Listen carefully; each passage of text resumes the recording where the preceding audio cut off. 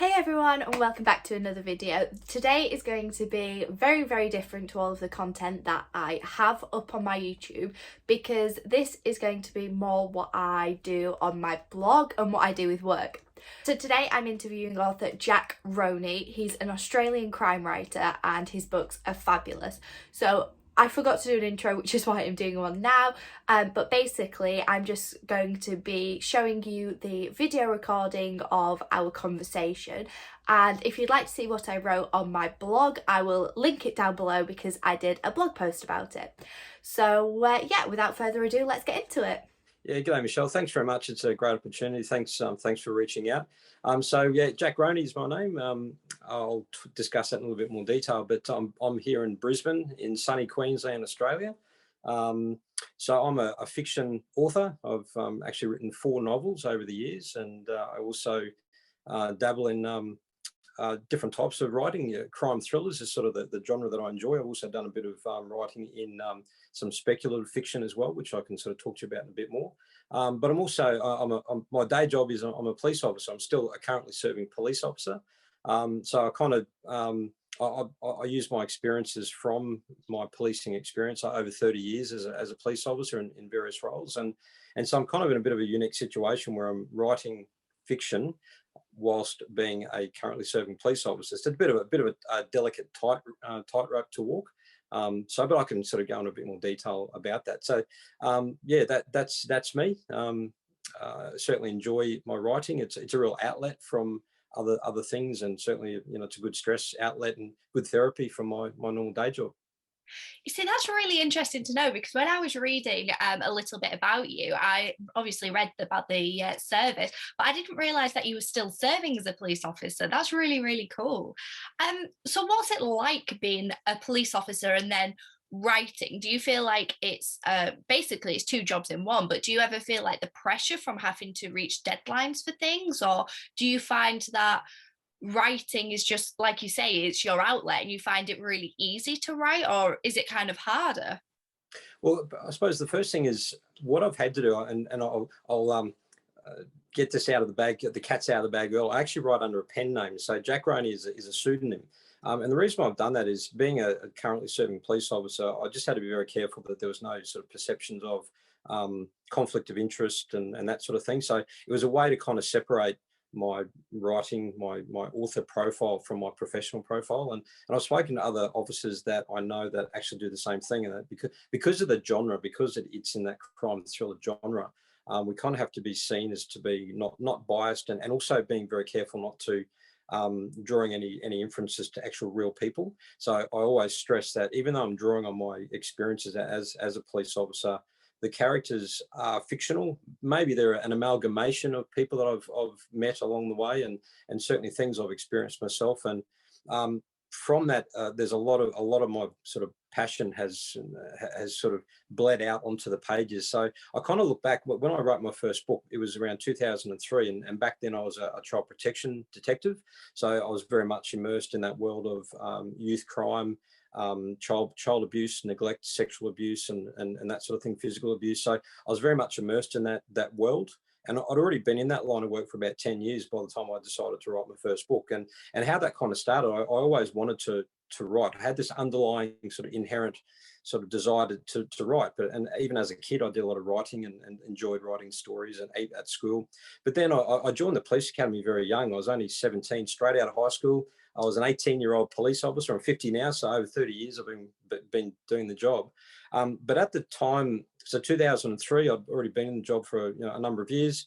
Had my own young family. I was a young detective, and I just decided to start writing. And I had this kind of scene in my mind. It was from I've been involved in a number of different homicide investigations, and I sort of come up with this idea of this scene that would be very hard hitting, very graphic, very dynamic kind of scene that I wrote. And that was my first attempt at writing. I didn't actually have a plot or a storyline. So what I then did, I wrote this scene, and then I developed over time a fictional storyline and plot. And that scene ended up being sort of about a third of the way into the book now. So it's about chapter 4 or 5, I think, now in the book.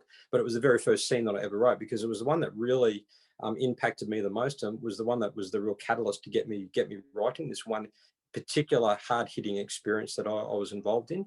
And when I look back now, I see the way I wrote then. It was just me getting offloading all that stuff. I was in a pretty dark place back then, and because of the work I was immersed in, I can only look back now and think, you know what? The reason why I did that, I think, was a bit of self-therapy. I didn't know it at the time. Just for me to start, it was almost like some people use a diary, but for me, I started writing, and even though it was very fictional, it was a way of kind of expressing myself, of venting all the frustrations, and then as a result, this kind of story evolved, and what is now become my first novel called The Angels Wept. So, did you like English, or at least that's what we call it in the UK? I'm presuming it's still going to be the same. But that kind of sort of literature when you was at school, or is this something that you found later on in life? I think I've always been good at writing at primary school, high school. I was always good at English, the subject, and good at writing. I think I've always been a good writer. And in our job, we're doing a lot of reports, and I've taken some creative writing courses. Obviously, to hone the craft of creative writing is very different to writing a policy report, or a police report, or a court brief. So to learn, and I feel I'm still learning very much. So I think all authors are learning the craft, and you learn by reading. And probably, I don't know if you can see behind me, there's a number of James Patterson novels, and that was what really got me going. I just love reading James Patterson novels and the very fast-paced nature of the way he writes. And he's a prolific writer who sold millions of copies around the world. So that's really kind of what got me going. And I thought, I guess if you ask any writer, why do you write? And most people have probably got different reasons for why they do it. I think it's just something we feel we need to do. Why does a painter paint? Why does a singer sing? I think authors just have this kind of inherent feeling that they just need to write something. And I often find myself drifting off thinking about the next story. It's just something I love to do. Yeah. When you came up with the names, how did you kind of come up with your characters? Obviously, you've got Jack, and you've just said about your pen name. How do you come up with these names and like settle on something? Because I know I tried to write a story once, and I always get stuck on the name. It's not so much the plot, it's the names, because I feel like it's such an important part. And I probably put too much pressure on myself to get it right.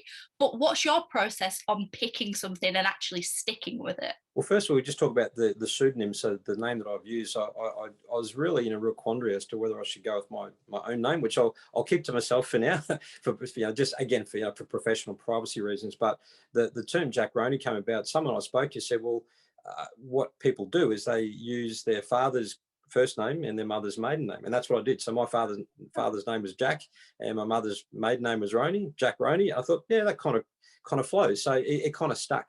So I decided I feel like I've got some sort of connection to that name. It's still part of me, it's part of my family heritage. So I went with that. In terms of my character names, I don't know. Sometimes you're thinking of a character. It might be an amalgam of different people. It might be a hard-nosed detective, or a criminal, or a victim, and names just kind of pop in my head. And sometimes I've actually, one of my main characters was a female character. I changed her name right at the very end, and because this writing process for me for my first book has been a number of years. So as I said, I started writing my first book in 2003.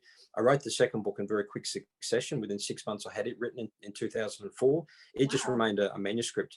And then I actually put them away for several years. I think it was close to maybe 15 years. I stopped writing, whether it was due to fear of the fact that I was a bit concerned about how would it be perceived with my current occupation, my career. I was a detective at the time, and so I was very busy. So it kind of got put to the side, and I've only started re-exploring my writing again over the last couple of years. And so I've picked it up. I've had a fresh look, and I've looked at my old writing. I've polished it. I've refined it. I've changed character names because I felt maybe it just didn't fit right.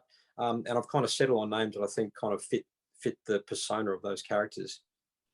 Do you think that having that time away has kind of really helped your writing, or at least the novels that you've been doing? Because, like you said, fresh pair of eyes. Do you think you would have perhaps had as much success back then as you have now? No, definitely not. I think I've matured as a person and as a writer. I think I'm a far better writer now than what I was 20 years ago, and I think we're always getting better. I look back at some of my early work and I cringe. I think, oh, did I write that?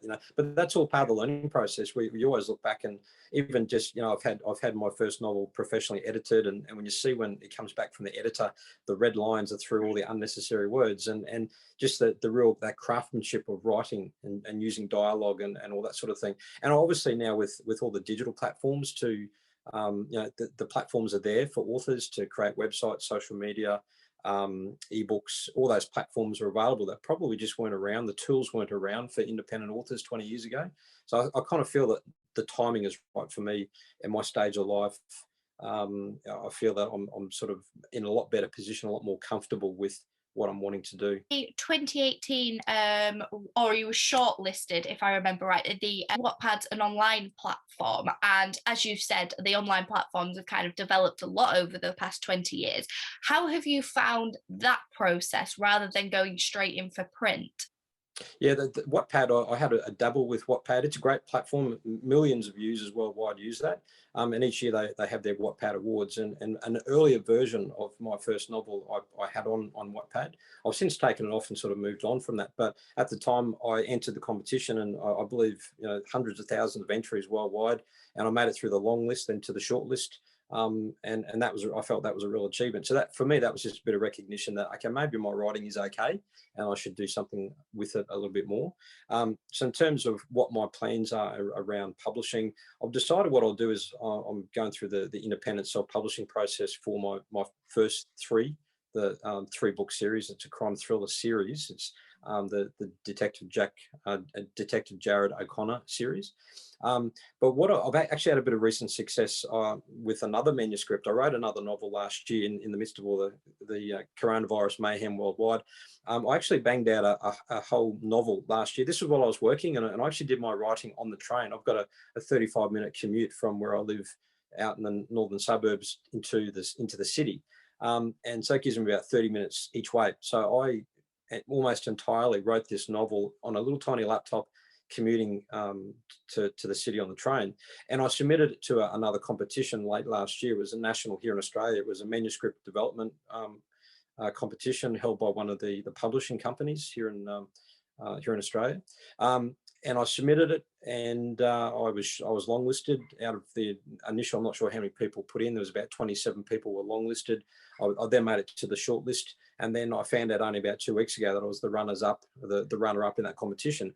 So I've already been offered a hybrid publishing deal. But what I'm going to do is I'm going to look at getting that professionally edited, and then go back to the publisher and have discussions. So I'm quite hopeful that may lead to a traditional publishing deal. So what the outcome will be is that I will have already created my platform, my author platform, through my first 3 books, which is kind of my way of experimenting and playing with the self-marketing. Because as an author, regardless of whether you self-publish and just sell ebooks or whether you go to print, you have to do a lot of self-marketing. So I'm still kind of working my way through that with social media and web platforms and so on. So what I'm hoping in a few months, the outcome will be I'll have my first book of my 3-book series will be published in both ebook form and also paperback. It's with the printers right now. I'm working with a local publishing company here in Brisbane.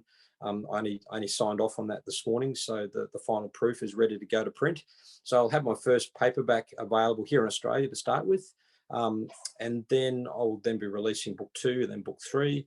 And then while all that's happening, I'm hoping in the background, my other project will be working on my standalone 4th book, which is it's a historical speculative fiction with a bit of time travel. So it's far removed from the real crime thriller genre that I normally work in, which has been really refreshing as well, to actually write something completely outside what I normally do.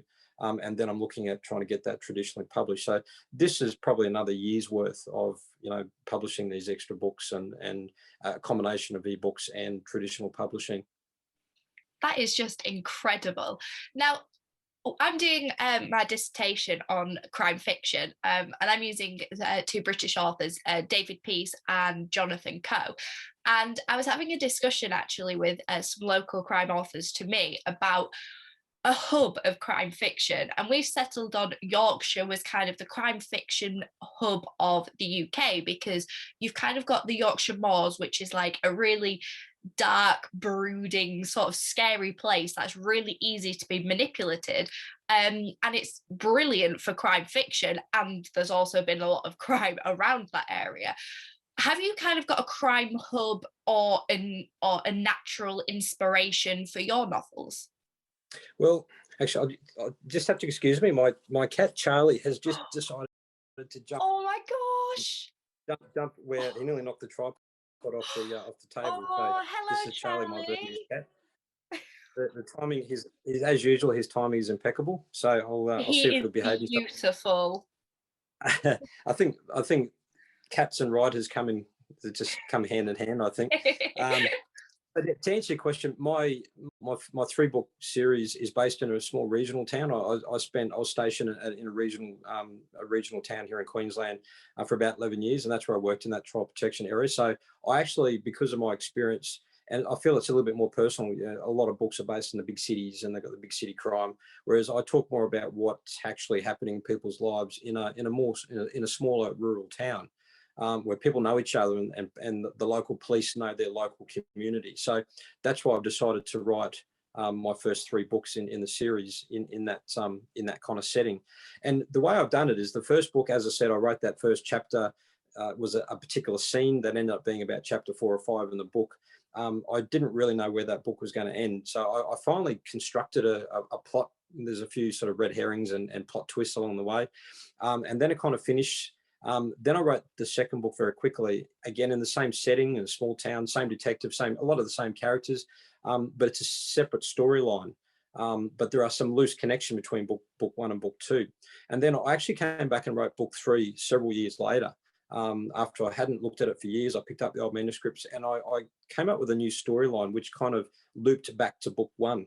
So book 1, 2, and 3, there's that kind of underlying thread between all 3 books. So really what I'm hoping is for the readers to get the full experience. They'll read all 3 books because they'll see the connection between the 3, all set in the same town, same characters, and hopefully they'll come to know the characters. And when certain things happen, sadly there are a few tragedies that unfold, but there's a definite connection between the 3 books in the same setting.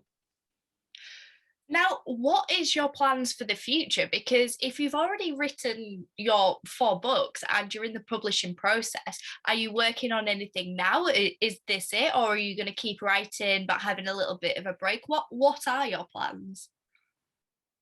Well, firstly, I'm actually on taking a bit of leave from work at the moment. I broke my finger and I've had 2 surgeries on my hand, so I've just been recuperating. I'm actually due to go back to work soon.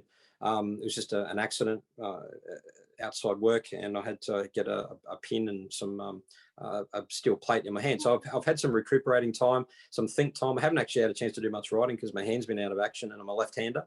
But what I've been able to negotiate, I've had some approval for later in the year. I'm going to take what's called a career break. We can take 12 months off to allow police to get away, go and experience some other things, and then come back refreshed. So what I'm going to do is my long-term goal is to be a full-time writer. As to when that happens, I'm not sure, but what I'm planning on doing is probably about August this year, I'll take a year off from work and I'm going to focus on writing full-time and the marketing and really just to get a feel for what could I achieve if I can actually dedicate some real time to doing this and sort of treat it like a job. So that's my initial plan, just to give it a red hot crack to see what can I achieve if I take some time off work and I can really focus on marketing, writing and editing. The immediate future is more focusing on editing because I've got these 4 novels. The first one is complete, is being published as we speak. Really, by the time I go through the editing process for book 2 and book 3, and then also negotiating a publishing deal and editing for my standalone 4th novel, I think that'll probably keep me busy for at least a good 6 to 12 months.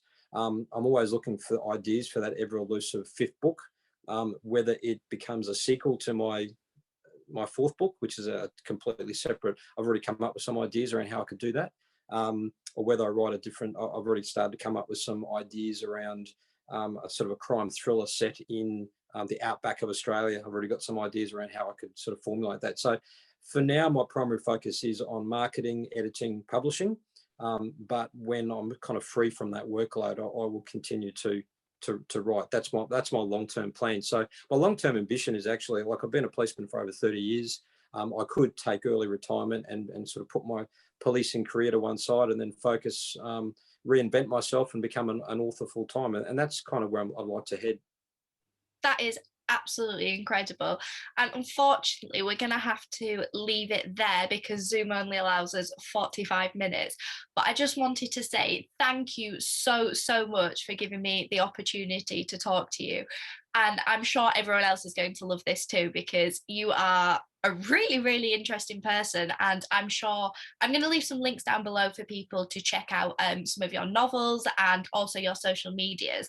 So please, everyone, go give Jack a follow because he really deserves it. And I've actually started reading some of his work. I'm on the Angel's Webs, and it is wow. That's all I can say is wow. I don't want to give any spoilers away, but just those first few pages especially, you're gripped because of the way it starts and then the way it kind of transgresses, and you meet Jared O'Connor and some of the other characters. You kind of, it's a traditional crime novel, but it's also really far away from anything that you'd expect. And I can definitely see where you've got your police experiences drawn from, and like the slum of doing the paperwork and that never ending finishing pile. I feel like there's a lot more personal touch to it than you perhaps get with some other crime fiction. But it's absolutely incredible. So yes, please everyone go give him a follow, and I hope you enjoyed this chat.